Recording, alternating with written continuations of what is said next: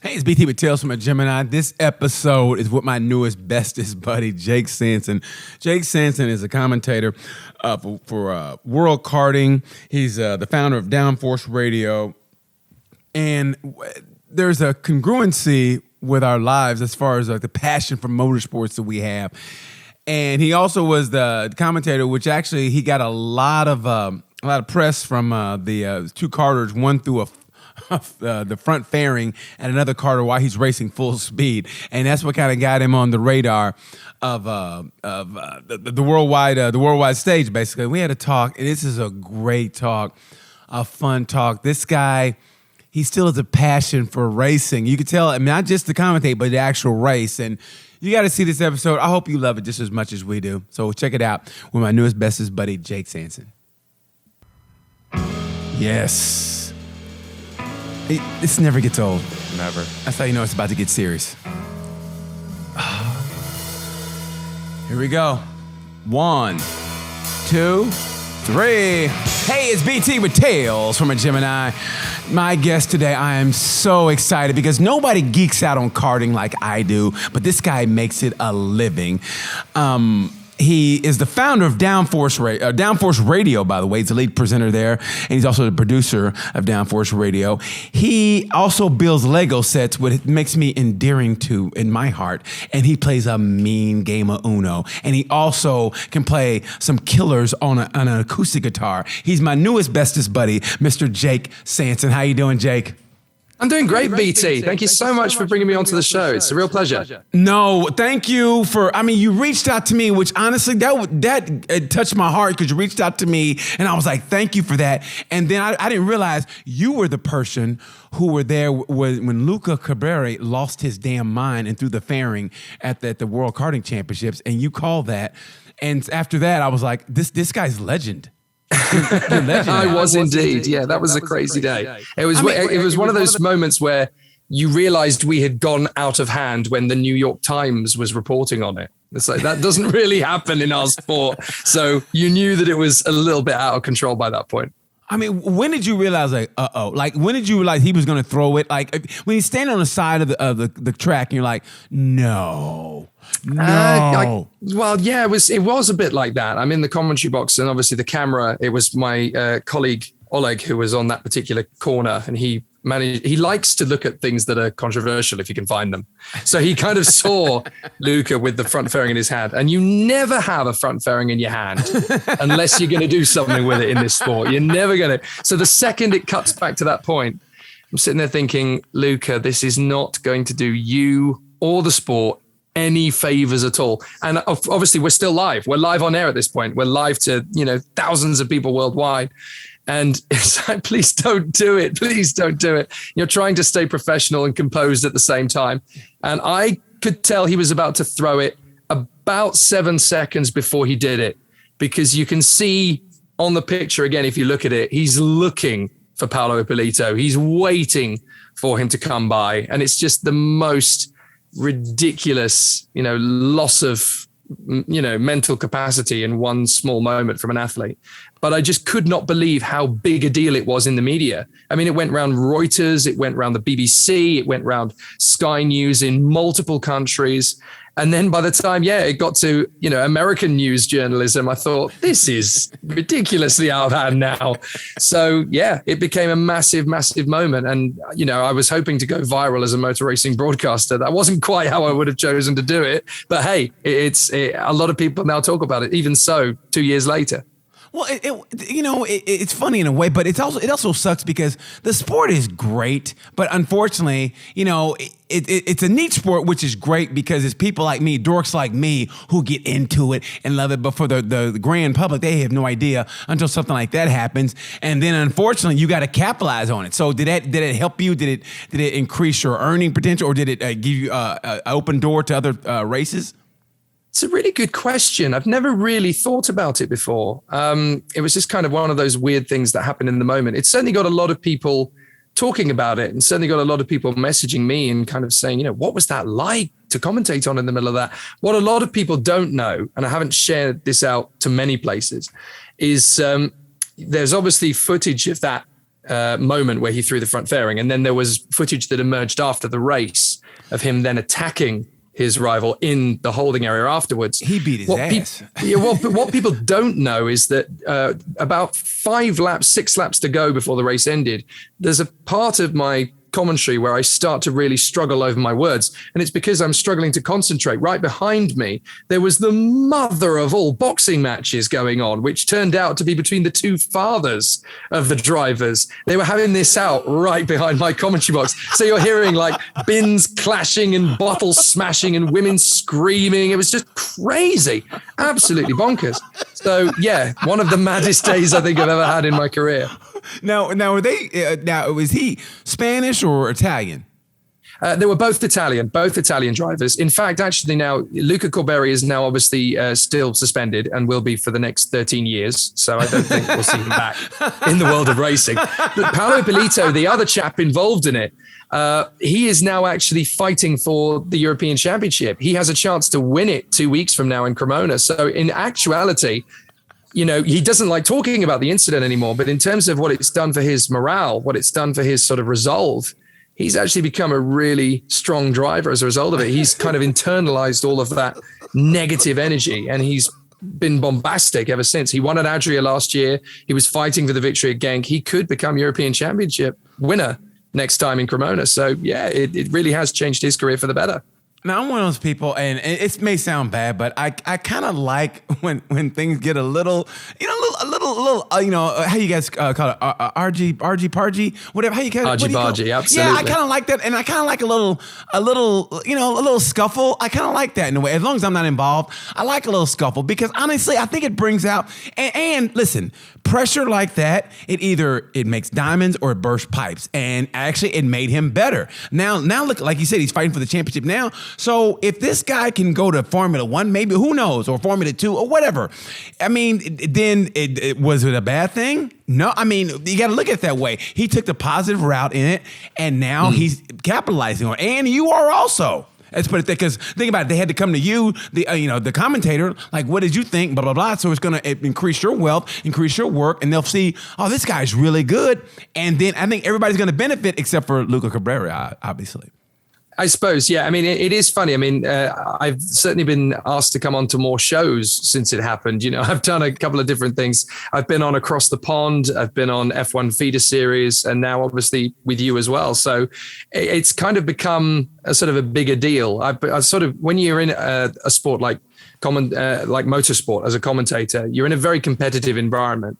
You know, you're competing against some amazing broadcasters around the world trying to get a decent job. You're there against the likes of David Croft and Lee Diffie and Martin Haven and all these amazing broadcasters worldwide who do the races that you want to be involved with, whether it's Formula One or Le Mans or IndyCar or whatever. So something like that, it's a double-edged sword because it can sort of shine a light on you as a broadcaster. And if you get it right, then it's fantastic. And if you get it slightly wrong, then it can really hamper you. Fortunately, I seemed to come up with the right choices of words in the moment. And my line where I said, it's completely unacceptable.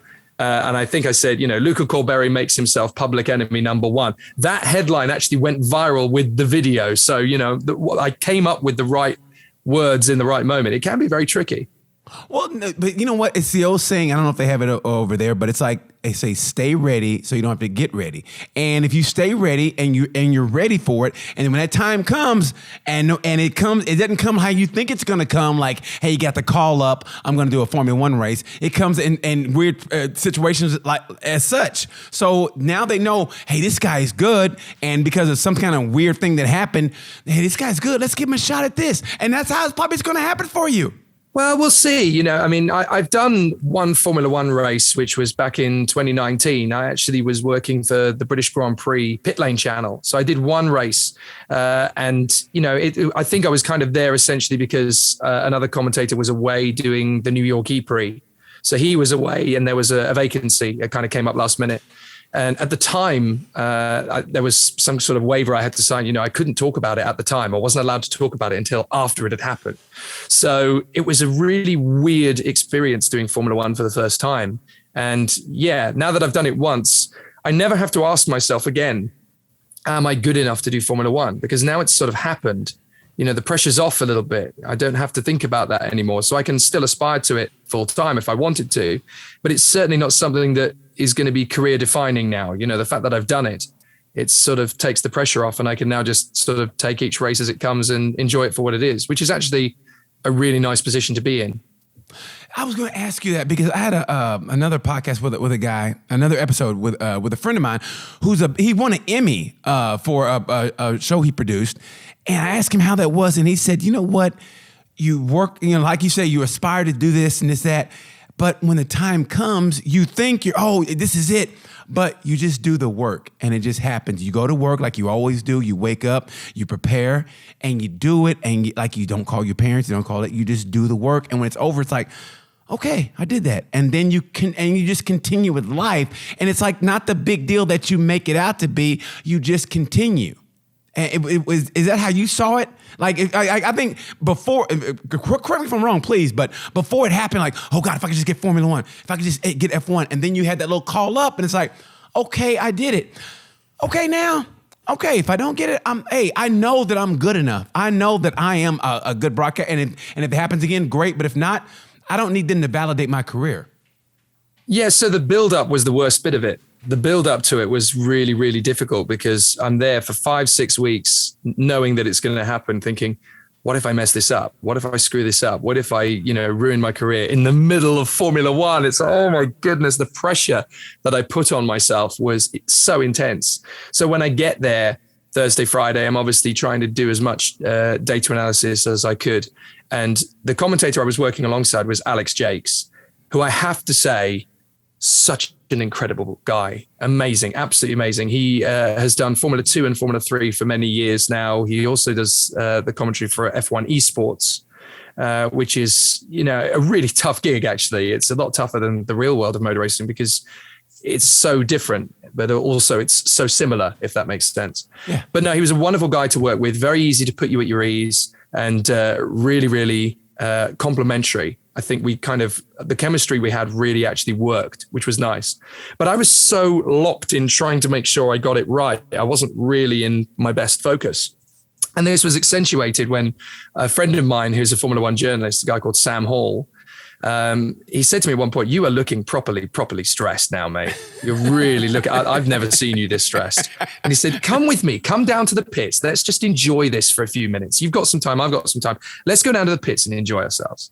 So I said, okay, so we went down, and it happened to be on the Friday evening, and we're there in the pits watching a few of the teams doing their wheel changes. And this guy comes and stands next to us, and he's in a leather jacket, in Gucci loafers, Ray-Bans, really nice denim jeans, really, really cool looking bloke, slick hair. And English guy, and he turns to us and goes, how you doing, guys? My brother, I thought, yeah, really cool. He said, it's my first time. I'm really enjoying it. So, yeah, really good, really good. And he was really friendly, really pally, really chatty. And I didn't really twig who it was. I didn't really get it. And then he turned away. And I turned to Sam and went, I know that guy from somewhere. I don't know where I know him from. And he went, you idiot, that's Daniel Craig. What? I've just been casually chatting to James Bond of all people. He's just there enjoying himself for the first time, deer in headlights in Formula One. And I haven't even clocked him for being James Bond. I'm an idiot. So that was clever. And then we obviously, later on, we got the opportunity to walk out onto the starting line while the Sky Sports Formula One team were doing their pre-race build-up. Mm-hmm. And then we had this fantastic opportunity. Johnny Herbert was playing cricket with a couple of the people on the main straight. And we just got roped in to being his fielders. So we're there on the start-finish line playing cricket with Johnny Herbert. I mean, how does this kind of stuff happen? It was really, really bizarre. And it just kind of happened out of nowhere. So yeah, there was some really nice memories to take out of it. But, it was very, very stressful at the time. Very stressful. How did you get that kind of like, at least with me, whenever, I like to think I'm a nice, well-adjusted guy. I've done shows in front of 2,000, 3,000 people, whatever. But when I meet a racer, it's like meeting that beautiful girl. You're like, I mean, did you have that moment where you're just like, and you didn't know what to say, or you asked a stupid question? It depends on who the racer is. I still do it. It's funny, you know, I've been in this game for over a decade now, and depending on who the racer is, I still do it. I can remember I was at the Goodwood Festival Speed one year, and I got the opportunity to go up the hill climb in the Noble M600 Roadster with Damon Hill as the driver. Now, for me, that's the ultimate hero for me. When I was a kid growing up, Damon was the number one British driver. He was the world champion when I was 10. Yeah. And I was so into the sport, so into him. So the chance to go up the Goodwood Hill climb with him, I barely could string two words together. It was absolutely astonishing. And I'm a professional commentator. This is my job. And it was so hard to say anything. We get to the top of the hill, and what they don't tell you when you do the Goodwood Festival of Speed is when you get to the top of the hill, there's a long wait when all of the cars on that run have finished, and then they all go down together. So when you're at the top of the hill, you've got a bit of time to wait. And we had about 45 minutes, I think. And Damon, being Damon, he doesn't like media. He doesn't like press. So when we switched the cameras off for the filming of it, I kind of said, well, that was really exciting. And then he said, would you like a cup of tea? Oh, no, there's an idea. You know, world champion offering you a cup of tea. And I hate tea. Absolutely hate tea. No. I'm a British person. I don't like tea. But you know what? I drank that cup of tea and I enjoyed every single sip of it. I was there with David Hill. Of course I drank the cup of tea. Of course I did. It was really, really enjoyable. So yeah, sometimes you get a little bit tongue-tied. The maddest one, I'll tell you the maddest one. I'll try and make it as quick as possible. The maddest one, go ahead, have fun. 45 minutes of my career that I'll never, ever repeat. But in that 45 minutes, it's the maddest 45 minutes ever. I got the chance to do Le Mans for the first time. Now, for me, that's the ultimate race. It's the race on the planet. The Le Mans 24 Hours, it's coming this weekend, actually. And for me, it's the ultimate race. It's one of the few races on the planet that's bigger than Formula One in terms of its worldwide reach. Yes. Movies have been made about it by Steve McQueen, Matt Damon, Christian Bale, some of the great Hollywood people have had an infection from Le Mans. They are just gripped. It's an absolute addiction. And I got to go for the first time 2016. And they thrust you into this amazing world, which is a bit like walking down a giant Lego set. It really is. There's so much color. There's so much noise. There's so much passion. And the celebrities, when you look around on the grid, I mean, 2016 was a big one. I mean, there were people like Jason Statham and the singer Katie Melua was there and all sorts. Chris Hoy, the Olympic champion, he was actually competing in the race. So there were some big, big names. And it was the year that Ford came back to Le Mans after many, many years they hadn't competed. So it was a big race anyway. Yeah. So I'm there with my headset and my radio, and the producer says, right, go and find the team from KCMG. They had a crash-in warm-up this morning. Let's go and find out why. Okay, so off I wander. And I chat to the team manager. He's talking to someone. I can't quite see who it is. But I say, I'm really sorry to interrupt. We just need a bit of data, a bit of info on what happened in the crash this morning. And he says, no problem at all. That's absolutely fine. By the way, have you met Jackie Chan? What? That just happens to be who he's having a conversation with. So Jackie reaches his hand. Hi, nice to meet you. Oh my goodness, yeah, nice to meet Jackie. So I'm shaking hands with Jackie Chan. That's not what I'd planned to do when I woke up that morning, you know? And I do my best, you know, professional thing and shake hands with Jackie. Very nice. Get my information, walk away, writing my notes. 9-year-old me in my head here is, I just shook hands with Jackie Chan. Oh my God. Just carry on. And I'm writing while walking. Terrible idea. Don't do it. I'm walking while writing. And I crashed straight into somebody from Proton Porsche. I'm like, oh my goodness, I'm so sorry. And I figure out who it is. It's Patrick Dempsey. No, this is literally only the kind of stuff that can happen at Le Mans, right? This would not happen anywhere else. I crashed straight into Patrick Dempsey. We get chatting. Hello, mate. How are you? Nice, man. And it ended up being quite friendly and amiable. So it was crazy. And then I get this in my ear from the radio, from the producer. It's like, Jake, it had started raining by this point. Jake, they've just announced they're going to start the race behind the safety car. We need to find out how this is going to work because it had never happened before. We didn't know what the procedure was. Get to the front of the grid, find someone from FIA and figure out what we're going to do. Uh-huh. So I dash down the straight, past Ford, past Ferrari, past Porsche, past Audi, past Toyota, get to the front of the grid. And the only guy from the FIA there is Jean Todd, the guy who ran FIA at that point. He was the head. And he's having a conversation with Brad Pitt. What is going on here? Seriously, the trifecta. You got the trifecta of movie stars. It's the hat trick. I say to Jean-Luc, he's in my ear, like, I can't chat to Jean Todd right now. He's having a chat with Brad Pitt. That's the height of rude. I'm not interrupting that conversation. He's like, you've got 15 minutes. You have to. He's the only one there. If he's the only one there, you got to find. Oh no, I can't interrupt a conversation that's being had with Brad Pitt. Okay, so I reckon right. Well, Jean is French. I'm half French by birth. My father is Parisian. So I think, right, okay, I'm going to hit him with my best schoolboy French. That's my icebreaker. So in my best French, I say, I'm from the commentary team. I just wanted to find out what the procedure is going to be with the safety car. And bless him, Jean Todd, he's a wonderful guy, very sharp-witted. He said, you can't speak English to me, you know. He could tell I was English straight away. I was like, how did you know?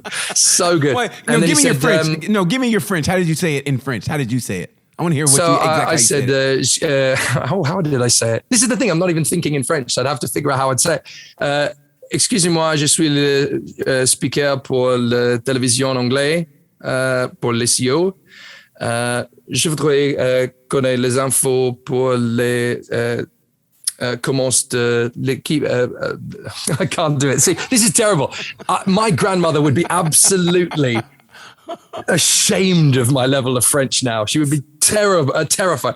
Anyway, he understood. This is your pop quiz right here. You got to be ready, buddy. You got to be ready. Exactly. He understood, fortunately. So he said, Brad, this is, what was your name? My name's Jake. He said, Brad, Jake, Brad. So a handshake, nothing else, handshake. But he's got a firm handshake, I'll give you that. Anyway, he explains to Brad and to me how the race is going to start, because Brad had to go onto sort of a platform podium at the start of the race, and the cars would drive to the left and to the right of him to start the race. They wanted a bit of ceremony. And I'm writing this down so I know I get it right for the broadcast. And Brad looks at Jean and goes, so they're going to go either side of me while I'm stood there? And Jean says, yes, I hope this is okay. And Brad goes, that's totally awesome. He seemed to me like a pretty decent bloke. That's pretty cool. So yeah, and that's the kind of, the 45-minute window of your career that's never, ever going to be repeated, where you're completely shell-shocked. And that was very much a sort of I have no idea what to say kind of a day. But yeah, sometimes you get really, really crazy days like that. That's beautiful, man. Have you pinched yourself yet? Like, I can't believe this is what I'm doing for a living. Yeah, every day. It's really funny. I guess when you get to the stage of your life, when you're 25, and the one thing you should be doing with your life and that you're going to be amazing at if you get the chance isn't happening, you spend so many years thinking, that's my job, that's what I'm good at, that's what I should be doing. And it isn't happening. You just start to tell yourself that it won't happen and that you don't deserve it to be happening. Otherwise it would have happened by now, right? So that's the mindset you get yourself into. And I suffer from terrible imposter syndrome all the time. It's a really big deal. When I get on the plane now, even still, I have this worry that I'm going to open my phone and my WhatsApp message is going to be there going, sorry, you're out.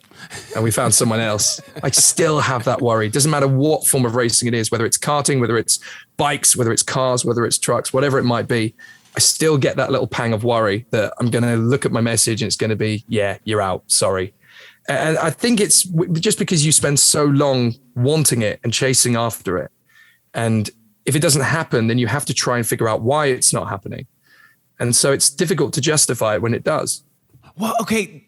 I'm glad you said that. I feel like I'm going through the same thing. I've always gone through the same thing. I feel like, man, maybe it's not going to happen, but I just still, for some reason, I don't know how you do it, but it's like there's always that one little glimmer of hope that you get, a little nibble here, a little nibble there, something different, something like, I started this podcast and it gave me a oomph to my career, and I love doing it. I love finding out about people I don't know, like yourself. I love that, and it's like little things here and there. Or I get like like I'm shooting another comedy special here, and it's always those little nibbles, and you go, okay, maybe I'm onto something. Maybe it's going to lead here. But I'm glad you said that. And what keeps you going to where you haven't given up? Because, like you said, I think, you have that goal, okay, I'm going to go, and it's not happening. And you maybe feel frustrated, your head against the wall. What makes you still keep striving and keep wanting to get better and keep doing it? That's such a good question. I don't think everyone's ever actually asked me that before. What keeps me going? I think it's just the thrill of the chase. We have this television show in the United Kingdom called Only Fools and Horses. I don't know if you've ever come across it, but the plot line is these two brothers, and they're desperately trying to make the millions. They're wheeler dealers. They trade on the streets of this place called Peckham in London, and they're doing dodgy deals and nicking this and pinching that and doing what you do to try and get ahead. And then there's this point, I don't want to spoil too much of it, but there is a point when, they find something that's worth an insane amount of money, and they finally get it sold at Sotheby's and they make their millions. And there's this scene towards the end of the episode where it's like, well, I kind of enjoyed the chase. I kind of enjoyed the sort of the lifestyle of trying to go for the top stuff of it. So I'm not in Formula One full time. I don't know if I ever will get there, because there's some incredible talent in F1 at the moment. There's some amazing people, and they're adding to the talent all the time. And it's more diverse as a broadcast team than it's ever been, which is amazing. And it needed to be. So is there space for another over-enthusiastic English white broadcast commentator? I don't know if there is, because there's so many of them, and there always has been. So, you have to kind of figure out, if you're not going to be enough of a commentator, enough of a broadcaster, if you don't have Formula One, then I don't think you're ever going to be good enough or happy enough or satisfied enough if you have it. So that's kind of my way of looking at it now, is that, I enjoy my race weekends. I enjoy the sort of the little pleasures, the moments where I do this regularly. You're stuck in the airport for 3 or 4 hours and you accidentally bump into 2 or 3 of the drivers and you go, right, well, let's get the Uno out. Let's go and have some cards. Let's go and have some muckabout. And then you think, well, in 10 years time, they're going to be in Formula One. I played Uno in Copenhagen airport with a Formula One driver. It's those little moments, those little things. And I look at drivers now like Lando Norris and George Russell, who are in Formula One. And, when I was in my first year as a motor racing broadcaster and commentator, the very first racing driver that I did an interview for television was a little kid called George Russell. And there he is now as Lewis Hamilton's teammate. That's it's quite an incredible window into the future, being involved in karting, because there are so many talents that come through. And I quite like being involved in that. Every now and then you get a message from that driver, now that they're up in sort of Formula 3 or Formula 2 or whatever. And, you cross paths again and they sort of remember it. So I suppose I live for the little pleasures every day. The fact that, I go to some amazing places. I hang out with incredible people. I go to fantastic venues, and all I have to do is talk about it. That's the end of it. Is all I have to do is talk about it. It's funny you say that, because they always say it's always the journey. And sometimes, it's like, I'm kind of sick of the journey. I want the destination. But when you look at in retrospect, as you're going through if you can live in the now, and that's so easy to say. It sounds like something that you just say to make yourself or sound, big or whatever, but it's so true. I even read a book about being in the now, like enjoying the now. And so on your way to the journey, are you enjoying the now? Like, okay, you know what? Is there like a little part of you go, okay, man, I wish I'd been Formula One. But like you said, you're sitting there talking to a guy in Formula 3 or whatever, and he's got the talent, he's gonna come up. And like you say, you're having maybe, having a tea, well, you hate tea, or maybe you're having a beverage with him, or you're playing a game with him, like a game of Uno with him, and you're just having a chat with him, and he's gonna be big time. And maybe later on down the line, you get a text from him like, okay, is that enough to sustain? Like, okay, that is that enough for you? Or like, do you still go, damn it, I still want that final destination? Will it be enough? Is the now enough for you? Or is there a sense of... That's a really good question, That's a really good question. I'd like to think that most days it is. Most days it is. I mean, obviously, I'm autistic, so that kind of makes things a little bit more... acutely profound sometimes. You get those moments where self-doubt and imposter syndrome really creeps in, and you kind of feel like I get into a rut with sort of my, workaholic nature. I have to be working. I have to keep pushing in order to reach my full potential. I have to keep doing that. And it's very difficult for me to sort of switch off and stop completely, because if I do that, then someone else might steal that opportunity. Someone else might get there first. Someone else might pick up the phone before I do. So it's difficult sometimes to sort of prove your worth in my own way that I measure myself. So that can be quite tricky.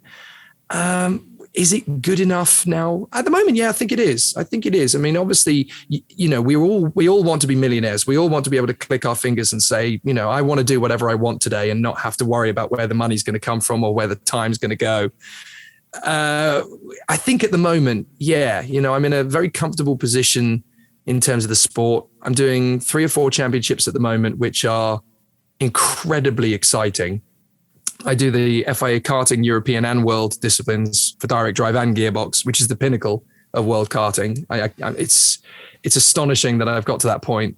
And, 5 years on, it still feels like day one every time, which is a feeling that I really hope stays. I really hope I still get that sort of fresh feeling every time I turn up. And when the teams, who have been there for many, many years, when Signore Robazzi from Tony Kart, for example, comes up to you and says, you're really doing a good job here. And they've been in the sport for 30, 40 years. So when you get a compliment from people who know the sport, who live and breathe it, and they're giving you, the plaudits, that's when you're really doing a good job, because they're the ones that, devote their whole life and soul to it. So if you're getting the recognition from them, then that's, what you're supposed to be doing. I'm doing championships further afield now. I'm doing championships in Japan without actually going to Japan, which is quite nice. It makes it a little bit easier.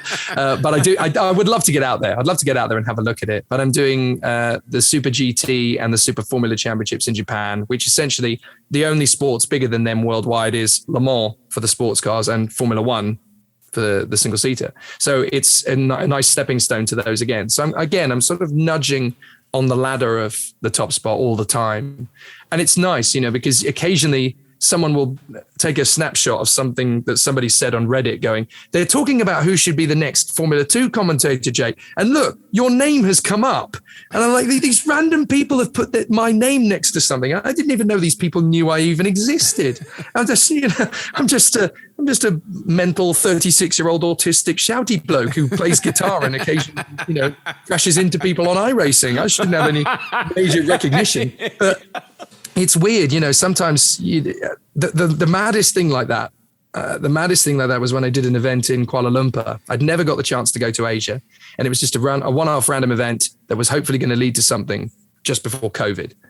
And I get off the plane at Kuala Lumpur, I get to the circuit, and I'm not joking, I was treated with sort of red carpet treatment almost. And I wasn't prepared for it at all. Yeah. I was not prepared. All these top racing drivers from Asia, in senior and junior in the cadets, they all kind of came forward and like, oh, you're Jake Sanson. Oh, we've been really excited about you coming. They told us you were going to be coming. I was like, I really did not feel like an A-list celebrity at all. And that's kind of how they were treated. They were very kind. They were very, very gracious. And I was a bit baffled by it. But yeah, it was really, really strange, because I don't think you really understand or appreciate how much you are valued as the window into the sport for certain people. And it's funny, I'll have like Twitter exchanges and Instagram exchanges with people who just love the sport. They're just a mad fan on a sofa.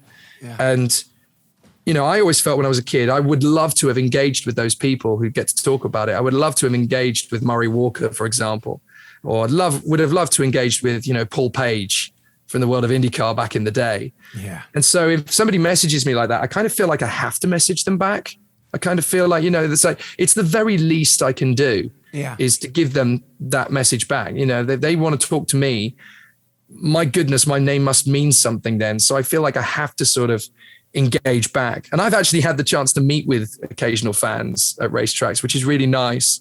So it kind of sets the tone for the rest of my career. If I want to be that sort of person that engages with people and, really sort of connects with them, I think it'll pay me back.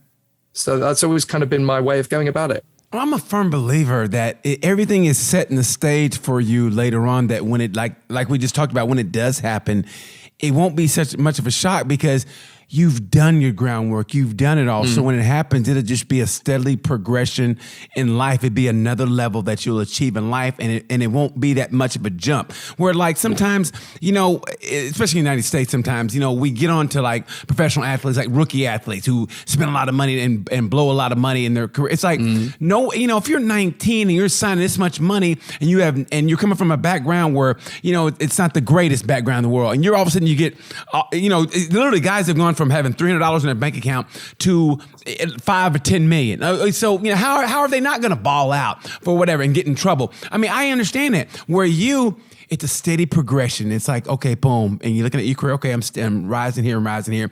Okay, 10 years have passed. I'm not where I want to be, but you're steadily rising and you're making connections, and it's sincere. It's sincerity also. It's not fake. So you're at that level. Like I said, you're talking to people, and you know George Russell knows you. So when you get to that level, maybe it's 10 years from now or whatever. When you get there, it'll be just, oh, hey, George, how you doing? Hey, good to see you, mate. And it'll be just like you're going to the World Karting Championship, although on the biggest level, you know, the biggest level there is, and it won't seem that much because you've done that groundwork. And I think that's what's going to happen to you. And I'm going to ask you this: do you feel? Is there a little? Even though you mentioned it earlier about, and I think it's great too, the diversity movement. I see Naomi Schiff in the, doing the, you know, the interviews in the paddock. She's whatever. Spectacular. I'm so glad she got her job. She's great, and there's another woman, and I forgive me for forgetting her name. She does I think she does the FP maybe 1 or 2 before Crofty does. Natalie Pinkham. Yeah, Natalie Pinkham. Yeah. So do you feel like maybe you're a victim of that? Maybe like, I mean, even though it had to happen, it does happen. But when that happens, some people fall by the wayside. And is there a little like, you came along at the wrong time, or like, you know, it has to happen, but? It's an interesting question, but I genuinely feel that, you know, the sport does repay talent. It does recognize talent. So I'm actually genuinely, you know, as a guy who's a father of 2 daughters and a son, I'm really glad that motorsport is really making a conscious effort to employ women who deserve to be in the roles they're in. And the thing I like particularly about the sort of, you know, the appointment of people like Natalie Pinkham, like Rosanna Tennant, like Naomi Schiff, they haven't given them jobs just because. Yes. And that's the thing. It would be very, very easy for them to do, well, we need women in the sport. Let's just put these women in. They've really given the opportunities to women who have worked hard, do their homework, have the good knowledge, have the passion, have the enthusiasm, have the talent, are willing to find more within themselves to bring it out of themselves. And it's so engaging. And I'm really, as a father of daughters, it's nice to know that my sport is actually making a real conscious effort to make that work. And it's fantastic. So as much as there might be a sort of a really jealous, selfish sort of pang occasionally, you've got to look at it from the point of view of, well, the sport's improving and it's for the good of the sport as a whole. We've got a lot of work still to do, but with people like Sky Sports F1 and Formula One in general, really starting to bring these personalities out, I think it can only mean more good than bad. So, you know, as much as you've got to focus on your own career, if I look at it on face value, if I'm still doing the sort of the championships that I'm doing 20, 30 years from now and haven't really made it to Formula One, I don't think I will have considered myself a failure, because I'm still very much in the pinnacle of a sport, which is worldwide motorsport business. You still get a lot of recognition from it. I mean, we've just had the European Championships at Kristianstad, and Nelson Piquet Jr. was watching it on Instagram, and he posted it. And just happening to be in the same room as him while he's watching it, and you can hear him quite clearly, is Max Verstappen. They're there watching it. So it is a big sport. It may not have the same sort of recognition as Formula One or the Indy 500 or Le Mans, but it's still a big sport. And to the community, to the motorsport community, it still has relevance. It still has, you know, a real prominent place within the sport. So, yeah, I mean, obviously, if you could click your fingers and be in, you know, a multiple weekend work of motor racing where you're earning a massive amount of money, who wouldn't go for it? But at the same time, I think being in the position that I'm in now, it keeps you wanting to fight to climb higher. It keeps you wanting to be in a position where, you know, you're doing the best that you can do. And I'm challenging myself every weekend to raise my game a little higher so that one day maybe Formula One will decide they have no choice but to call me. And that's kind of, you have to sort of bring it out of yourself. You have to push yourself to that higher plane. You have to really drag as much talent and as much potential out of yourself to really achieve it. So if I'm not there and I'm not doing it, then the way I read it is that, well, I'm not good enough yet, but I'm definitely going to be. What makes the British such good, commentators? I will not belittle the American commentators. Ralph Shaheen is one of my best friends in the whole world. Who does love that. him. Yeah, I love Ralph Shaheen. We had a couple drinks last week. He was in town. Love the guy. But what is it about the British? There's something about you guys when it comes to commentating. It's just like, it's like ice cream and cake. It's like cookies and milk. I mean, you guys, you're synonymous with the voice of just racing, motorsports, period. When there's a British announcer, I go, it's going to be okay. It's going to be a great broadcast. I think it's because so much of British industry and infrastructure is actually based around the motorsport industry. If you look at Formula One as an example, 7 of the 10 teams on the grid are based in the UK. And the sport has such a strong infrastructure within Great Britain. Most of the forms of motor racing out there have a London base. Mm-hmm. So the World GTs, their offices are in London. FIA Formula E, their HQ, I don't know if it still is at Donington. I know the buildings are still bedecked in Formula E, but there's a British foothold. So it's such an important country for motorsport, because even though we're a tiny little island, we still have a real beating heart and a real passion for racing. And, the British Touring Car Championship, the British Superbike Championship, the British Formula 3 Championship, it's still been able to produce so many incredible competitors, produced so much amazing racing, which is still watched worldwide. So I think because we're one of the nations in the world that really has a beating heart for racing. It's funny, a lot of the karting drivers from abroad, they'll say to me, how much do you, I asked them, how much do you love this sport? And they said, well, we've been watching British karting for a heck of a long time. We really like it. So again, it's a sport that people connect with the British world, just because it's one of those few sports that we're really, really good at. We're just really good at getting into a car and going quickly. I think it's probably because there's not very much else to do in most of the town centers and city centers we've got. Just get in a car and go around corners really quickly. That's about all there is to do in UK. So yeah, we just get a real passion for it. And I suppose the sort of the British manner, that very sort of step up a lip, very matter of fact manner is really, really good for racing, because we're able to sort of tap into a really vast vocabulary. That's how I do better at my sport. I spend a lot of time listening to Radio 4 and a lot of comedy programs from the BBC, both television and radio, because you're always expanding, the words that you're using. You're hearing new words for the first time, figuring out how to use a certain turn of phrase. And I've now started, certainly as I've grown more confident in the industry, to bring those sort of things into my commentary. I'm very proud of myself. The other day, I actually managed to crowbar a line from Airplane into one of my commentaries. Which one? Which line was it? Which line was it? Which line? You can probably guess. Oh, give me a hint. Give me a hint. Okay, so the presenter, Kev, who does a bit of American karting as well, actually, he throws to me by saying, surely Caden McQueen can't make his way through the field that quickly. What do you think I said?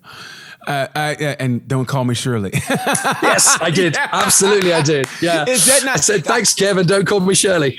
I tell people all the time, that is when you talk about the top 3 funniest movies of all time, it goes Airplane, Animal House, Police Academy, the very first Police Academy. Okay, I give you that, but I tell you what, the 2 that no one talks about, I'm gonna get you, sucker, and Black Dynamite. Watch those 2. Black Dynamite will have you howling. I'm telling you, man. But Airplane, I remember going to see Airplane when I was a kid, because I was watching Wimbledon, and we were going to see a matinee, and I think my dad dropped us off for some reason. Usually it was my mom, but I think they were fighting. Anyway, that's beside the point. But so my dad dropped us off to go see Airplane. And me and my brother laughed so hard from the very beginning with the wing at dun. We were like, oh, this is going to be a different movie. And I mean, to this day, when you watch Airplane, to this day, you still laugh. Absolutely right. There are certain movies out there that just haven't aged. And I'm a big movie fan as much as I am with everything else. I'm still got this idea in my head that I'm going to start a movie podcast of some kind. Because we could definitely do one. Oh, we could definitely. Okay, top of the head right now. Top 3 movies. Top 5 movies. No particular order. Top 5 movies, no particular order. Top 5. The Love Bug, because it's what got me into cars in the first place. And I saw you, Love Bug. And I saw you with the Love Bug. I thought that was great. Yeah. That was quite a cool day. Remember the Titans. Denzel Washington in his element. I mean, he was born to play Coach Boone. He was absolutely born to. So that's a great film. Okay. The Majestic, which is a movie that not many people have ever seen. It's Jim Carrey in a straight role. He was actually really, really good at it. It was the same director as Shawshank and Green Mile. And it's a movie that's kind of passed everybody by, but I think it's a really amazing movie. Definitely one worth watching. The Majestic. Go look it up. Okay. What else? Monty Python and the Holy Grail. I'm English, so obviously it's one of the ultimate comedy movies. Got to keep it real. Got to keep it real. And the 5th one, it's not hard. The Breakfast Club. As far as I'm concerned, it's the ultimate teen movie. It's just legendary, absolutely legendary. People give John Hughes crap about, but it is a different time about, not having enough diversity in his movies, but it was a different time and era. But I really think 16 Candles, to me, if you want the perfect, for me. It's great fun. It's a great fun movie. As far as teenage movies and teenage angst or just teenage just fun movies, yeah, I would put 16 Candles, House Party, Fast Times at Ridgemont High. Oh, Fast Times at Ridgemont High. What a film. Absolutely incredible. Those 3 movies right there. Yeah. Me, House Party, you can't beat House Party. Think about it. Having a party where your parents are gone. Hey, let's have a party. Try not to break anything. The toilet breaks. The toilet breaks. I genuinely believe that if 16 Candles had never happened, American Pie would never have happened. That's how I look at it. How great was American? Yeah, it was great fun. Like warm apple pie. You can't beat, you can't beat those movies. You know what? They're just fun. I don't know if you can make a fun teenage movie now when it's somebody getting triggered or whatever, but those were just fun movies. 16 Candles, when he talked to Molly Ringwald and giving her her underwear and he held them up. It's mental. My God, those it's great. Quite funny because being English, we see those movies and we kind of go, oh yeah, this is really cool. And there's this kind of like ideal of going to America and kind of experiencing that and thinking, well, we've got a cute British accent, so we'll just walk in and get all the action. But then here in England, we have movies that are sort of similar to that or try to be similar to that. We had Kevin and Perry Go Large, which is a hilarious film, definitely worth having a look at if you haven't seen it. Okay. The In-Betweeners movie, which kind of got really, really big. I think I saw both sides of the Atlantic because it was just so ridiculously silly. And you've got things like 24-Hour Party People. Again, the English just cannot be quite cool in the same way that the Americans have been able to manage. So when we make a movie that's a bit like that, but with an English twang, it's quite funny to sit back and just kind of go, yeah, we just don't have, we are the nation that is just constantly 17 degrees off cool. We just can't quite get there. I wouldn't say that. There was a movie, what was the movie I think it was a couple years ago. It was with Hugh Grant, Matthew McConaughey.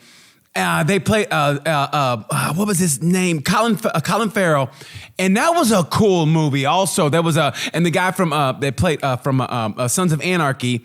He played a gangster or whatever. That movie was great. Oh, you mean Kingsman? You mean Kingsman? Do you? No, it wasn't Kingsman. Oh, okay. It was Matthew McConaughey was in it. He was great as always.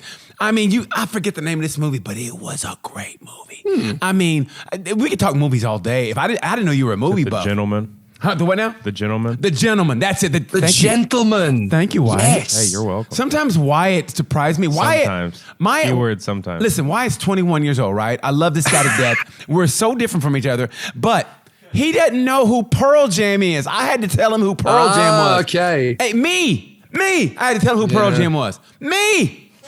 Okay, I'm going to ask Wyatt a very quick question. Best science fiction that's ever been written. Come on, what's your option? Say it one more time. The best science fiction that's ever been made. Most people say Star Wars. Can you top Star Wars? Just in movies? Yeah, movies. Movies or television? Yeah, absolutely.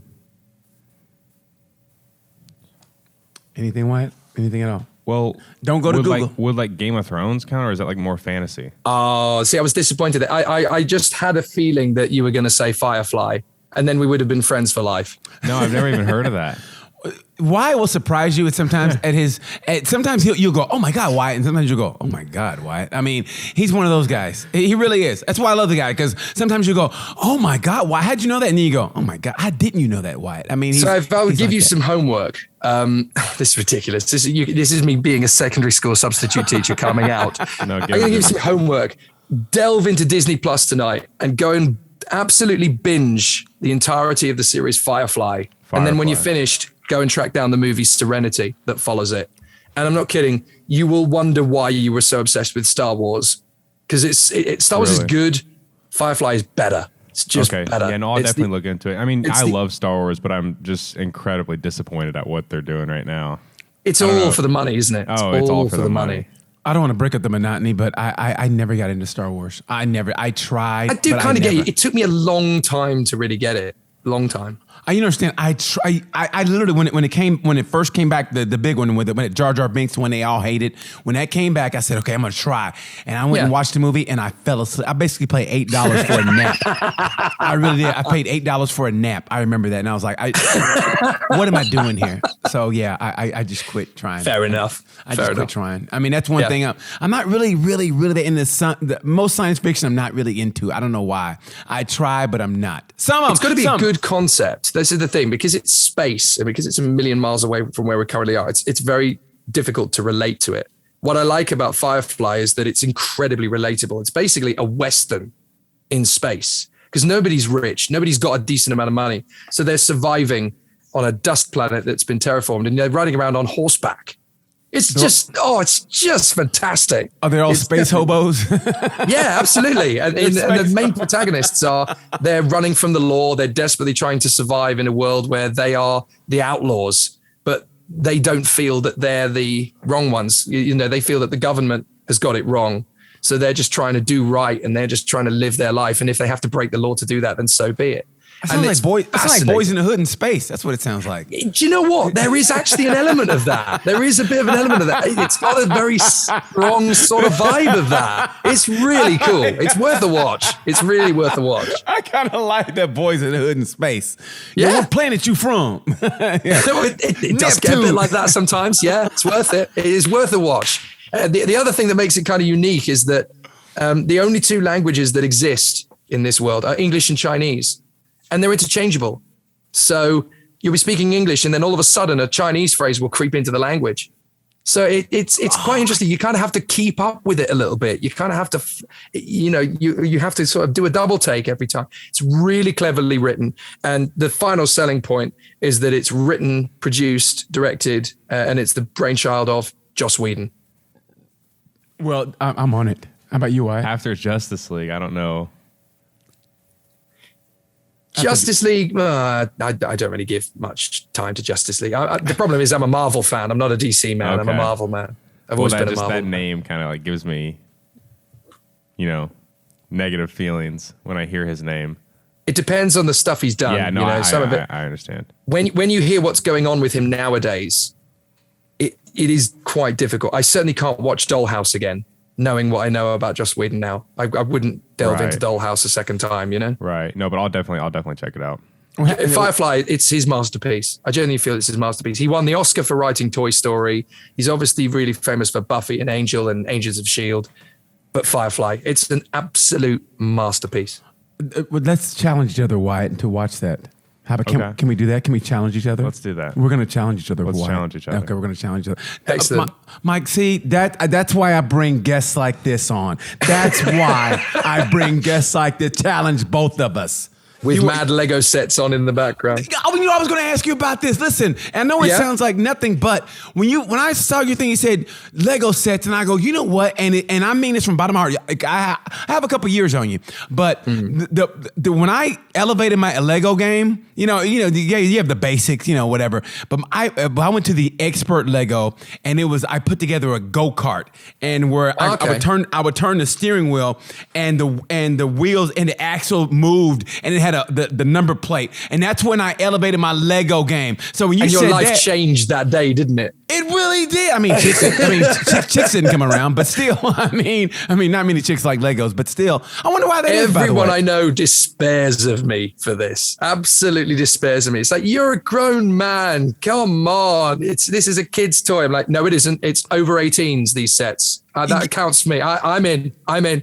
Ducati has one, which I'm gonna get. A Ducati, I can get a Ducati Desmo the Panigale, yes, that looks good. In a Lego set. Are you scared? I don't care. I'm at the stage now. You know what? Women are just they get on your nerves now. I mean, they're kind of annoying now. I don't need that in my life. I really don't. I'm at the stage of my life. I'll probably be alone for the rest of my life. I'm at the stage of my I'm 36. I'm at the stage of my life now. It's like, if you can't tolerate my little foibles, if you can't tolerate the fact that I'm going to be sitting in the evening watching some ridiculous British comedy show and building a Lego set, then we're not compatible. It's as simple as that. We're not compatible. The sooner you know about that, the better, because I ain't changing. I'm not changing now.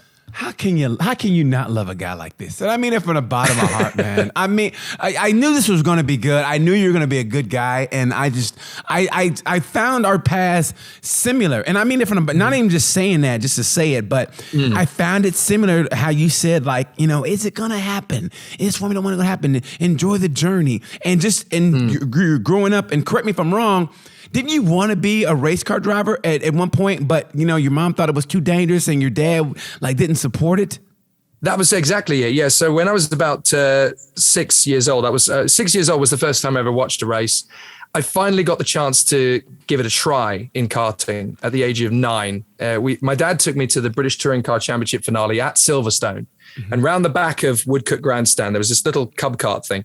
And we're talking, this is not professional karting at all. It's one of those little things that has a lawnmower engine, it has a sort of a roll bar, which is strengthened by the sort of material they use for bouncy castles. You know, these really terrible thing. And the track itself is an inflatable barrier. It was terrible. But I thought, right, I'm a 9-year-old. I've got my first taste of this. I'm doing it. I'm going for it. So I got in and I ignored the brake pedal. I did not use the brake pedal once, just kept it on the floor, on the flat of the throttle the whole time, and just hung on. And the guy there went, he's pretty good. And I thought, as a 9-year-old, right, that means I'm meant to be a world champion. Come on, Dad, come on. That's what that means. Complete childish notion. So the next year I get the chance, I'm on a summer camp, and there are all these lists of activities that you can spend one day. You can go on a coach with several kids and you can go and do it. And one of them was karting. That's me. That's it. Doing it. So off we go to this fantastic circuit, I thought, at Letton Hall near Norfolk. It's one track lane. There's no overtaking spots on this track. It's somebody's back garden by the look of it that they've just put a kart track on. But I think this is my moment. This is my chance. I'm going to get into this kart and I'm going to pedal it. And I did. I was there were kids there that were like sort of 10, 11, 12, 13. I was the youngest and I was the fastest. I was the fastest by about 2.3 seconds was my quickest lap on it. Wow. And I was the only kid there who crashed because I was trying desperately to go faster. I was really pushing it. There was this one hairpin at the bottom of the straight where I think, I could probably take that quicker. It was a 90 degree. And I thought I could probably take that flat. I could probably hit the throttle and that. Big mistake. I catch the curve on the inside. It sends 2 on the deck, 2 in the air. So I'm sideways slant on and I'm drifting to the barriers. I hit it square on while leaning 2 wheels on the floor and 2 on the deck. So it barrel rolls me. I get thrown completely out of the car. The person who ran the activity thought I was dead. I just bounced on the grass. The cart went against a brick wall that was on the back of it, and it sort of tumbled out of control. I just kind of lay there like that. I went, oh, that didn't work. Okay. And they made me get up. I went, are you all right? I went, yes, yeah, I'm fine.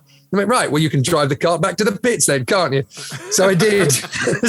And this is my invitation. When I saw the times, I thought, wow, I was 2.3 seconds quicker than anyone else. This was my indication as a kid. I'm meant to be a racing driver then. This is what I'm good at. And I was never good at anything at that age. That was the one thing I had that was good. And I begged with my mother, begged with my dad. It's like, come on, this is the one sport I can do. Now, my sister was doing equestrianism. She was doing horse riding. Yeah. So very expensive sport already. And she had asked first. So, she had asked first, and that's fair enough. So they were like, well, your sister's really doing horse riding at the moment. So I thought, right, well, I'll wait until she gives that up. I'll wait until she's not going to stick with this. I love you, JJ. I hope you're okay. She goes, I know she's going to listen. I knew she would give it up eventually because it's a horrible sport to keep going at. It's so expensive. It's so time consuming. So I think, well, when she gives it up, that's my moment. Unfortunately, then my parents got divorced. So that was it. It was never going to happen. We were never going to find any money. My dad didn't want to go chasing after money. My mother didn't want to visit me in a hospital. So that was it. Dream over. Gig done. That was it. And I used to try. So like 13, 14, 15 years old, I would try wherever possible to sort of, there used to be a sort of a dirt track that used to have sort of banger racing and destruction derby racing. Yeah. There would be like 3 or 4 miles from my house. I used to try and sneak there. My mum doesn't know this, so I'm actually not listening. I used to try and sneak to the track. Whenever I had an opportunity, I would cycle to the track and I would try and find a way to sort of smuggle my way into a race drive somewhere with somebody. Never worked, but I kept trying all the time. Because I just knew this was what I was going to do. And eventually my mum, she could see I was really frustrated. She could see I was really unhappy about it. And she said, well, you talk about racing cars all the time, Jake. You don't talk about anything else. Why don't you replace Murray Walker when he retires? That's your job. You could be a commentator. Oh, yeah, I could do that. And my mum has my support. She's supporting me in that decision. Okay, so that's what I'm going to do. Unfortunately, Murray Walker, bless him, he retired in 2001 and I was 15 at the time. So I didn't quite time it right. I wasn't quite born early enough to just walk in. Yeah. But that kind of gave me the motivation. That's what I wanted to do. And yeah, that's kind of how I am where I am now, because I could have raced if the stars and the planets had aligned. And I still think now at 36, if the right sponsor came along to back me, I could still give it a go. I could still be okay. I could be handy.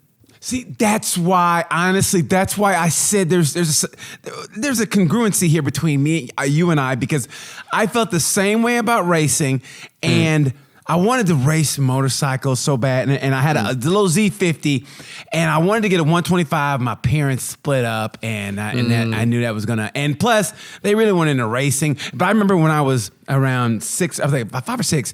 My dad took me to a little motocross race. The little kids were, and I hadn't had a motorcycle yet.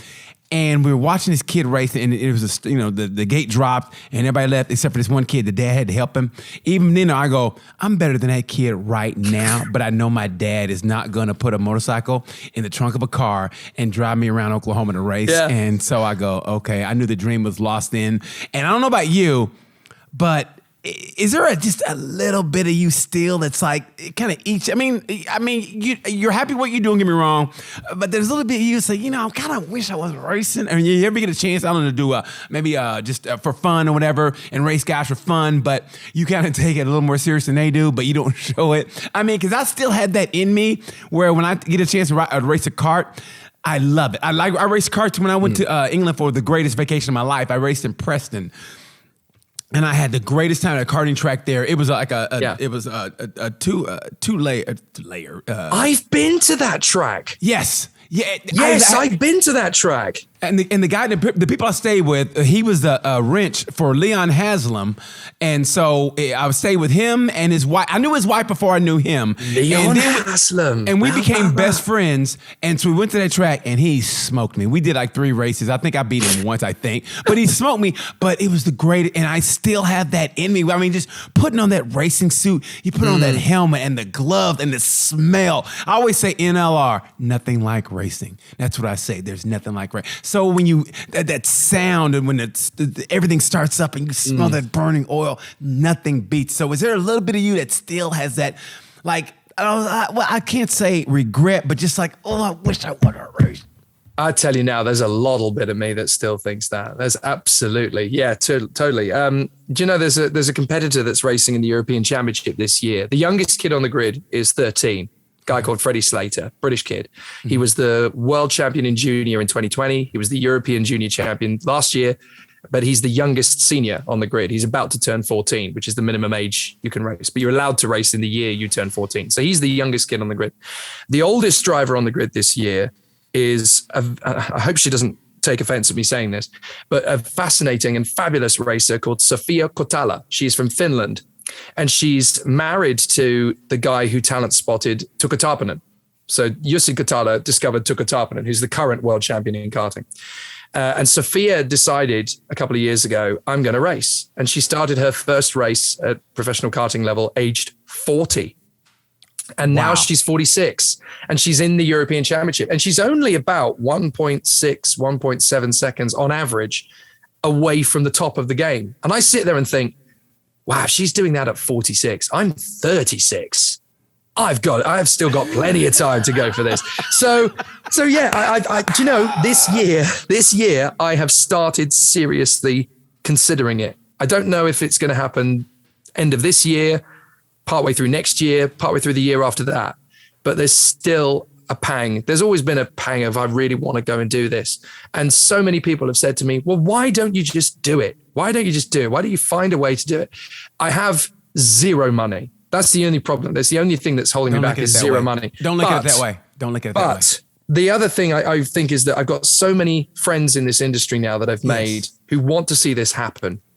There's kind of an indication from a few teams in a few different championships now that have said, if you can get to this track on this day and you've got a race suit and a helmet, we'll put you in a cart, we'll give you a go, we'll see how fast you can go. And so I'm sort of building up to it. I want to lose a bit more weight first because I'm currently just a touch under 17 stone. So I'm just a touch under 108 kilos. It's a bit heavy for karting. So I just want to lose a little bit more. I'm jogging every day. I'm down at the gym every day. Or the days I'm not, I'm in my kayak, which I got given for my birthday. So I'm on the river and I'm just trying to build my upper body strength. So I'm doing a combination of cardio and jogging and sort of gym work with weights to build up my muscles. And then my upper body strength and my waist strength, which I'm going to need when I'm in the cart to experience the G-forces so I don't crack a rib. I'm now doing that on the river with the boat. So I'm trying to build myself up a little bit. I'm hoping that sort of by September, October time, when the season slows down, I've got a little bit of time to start looking at testing this, doing that. I have an open invitation to go to Ireland to test a Tillotson T4, which is kind of a starting point for people who want to experience something professional. If you do Tillotson T4 first, it's a good road up to the top of the sport. They have a series in 2 or 3 different places in the UK. I think there's an American championship now. There's definitely one in Colombia. There's definitely one in Argentina. There's a Brazilian championship, I think, starting next year. So there's paths up. There's routes through. So I want to start in Tillotson T4 to get the monkey off my back, to kind of scratch the itch. Then I'm going to start moving through X30, do a couple of different championships of X30 in Europe, a little one here, a little one there, a little one there. And I know what my end game is. I have my finishing line, my target, and that is SCUSA, Las Vegas. I want to be there for Superkarts USA in Las Vegas at the end of the year, whether it's next year, the year after, whatever. That's my end game. That's my last goal. I want to be there when you're there. Hey, listen, I thought I could do a professional sport till I was about 45. And I mean it from the bottom of my heart. This is how I think. Limitless. It'll happen. You do that. You get in shape. Listen, we've got to get out of here. I tell you what, you should do it with me. You should totally do it with me. There's got to be a team in America that will have 2 seats spare. Let's do it together. Let's absolutely do it together. You're already in the right continent for it. I just need to get on a plane. Let's do it. We'll talk about this when we get out of it. I have got to get out of it. I just lit the torch paper. We both lit the torch. I swear to God, I told you, you're like my brother from another English mother. You really are. I know. Literally, I'm sitting here for this entire time and I'm sitting here thinking the only thing that's separating us right now is an ocean. That's it. That's the only thing that's separating us. The only thing. We're like this. I knew we were, but now we're like this now. Jake Sanson, damn it, I love you, brother. Listen, you go after that dream. I mean it from the bottom of my heart. We got to get out of here. If you get a chance, the founder of Downforce Radio, he is the voice of the World Karting Championships. If you didn't love Jake Sanson after this, just go jump in a hole because honestly, this guy is great. Even he is what you think he is and even more. Thank you for your time, Jake. I appreciate it. We're going to have a part 2. This is after you win and after you get that karting seat. We're going to have a part 2 and you better do that. Absolutely. I will hold you to that. We'll definitely do it. Thank you so much for your time, Jake. Thank you guys for watching Tales from a Gemini. I mean it from the bottom of my heart. And you know how I say about this time when it's all over. Peace. Peace.